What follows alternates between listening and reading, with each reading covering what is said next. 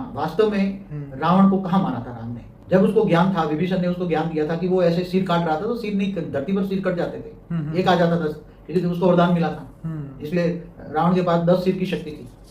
मगर उसकी जो शक्ति, रावण की जो शक्ति थी, उसकी नाभि में थी। हर कोई मनुष्य की शक्ति उसकी आत्मा में होती है ना, बिल्कुल, कि नाभि में होती है। नाभि तो ये बैलेंसिंग है, तो ये तो चक्र है नाभि की शक्ति।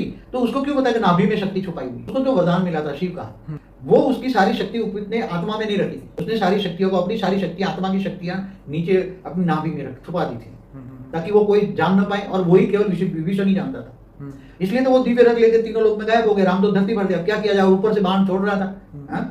उसी टाइम देवता ने, अंतरिक्ष से देवता देख रहे थे राम और रावण का युद्ध, देवता ऊपर अंतरिक्ष से देख रहे थे। तो उन्होंने, देवताओं ने दिव्य रथ राम को भेजा। धरती पर उसको नहीं मारा। मैंने अपनी आत्मस्वरूप की स्टेज में देखा, दिव्य रथ जो मिला उसको देवताओं के द्वारा पर, वो राम भी दिव्य रथ में बैठे और ऊपर में गए, अंतरिक्ष में गए। तो ऊपर सब देख रहे थे ना। इंद्र का राज भी तो ले लिया था ना रावण ने। तीनों की नाथ, मतलब भूलोक, भूलोक, स्वर्गलोक, तीनों लोग का नाथ था ना ये। तो वहां से तो इंद्र का राज तो चला गया था, रावण ने ले लिया था ना। सभी ग्रहों को बांध दिया था, 9 ग्रहों को बांध दिया था उसने। तो सोचो 9 ग्रहों तक उसका राज होगा ना, जब ग्रह धरती पर कहीं घूमने फिरने आए होंगे तो सब अपने अपने ग्रहों पर रहते थे, गुरु बृहस्पति सब, तो सारे ग्रहों का उसने बांध दिया था।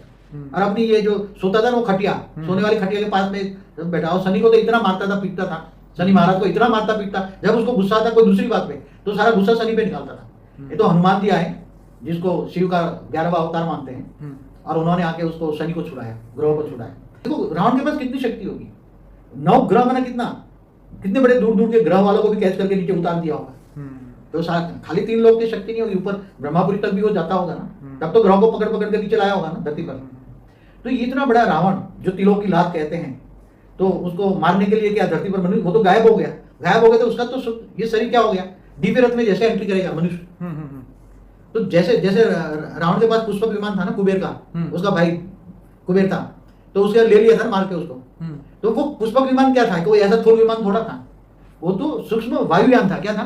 तो उसने एक मंत्र पढ़ा, एक संकल्प किया और वायुयान बन गया। और उसके अंदर मनुष्य जैसे अंदर वायुयान में एंट्री करते थे, तो मनुष्य 1 सेकंड के अंदर एंट्री करते ही व्यक्ति बन जाते थे, सूक्ष्म बन जाते थे, 3 तत्वों में कन्वर्ट हो जाते थे।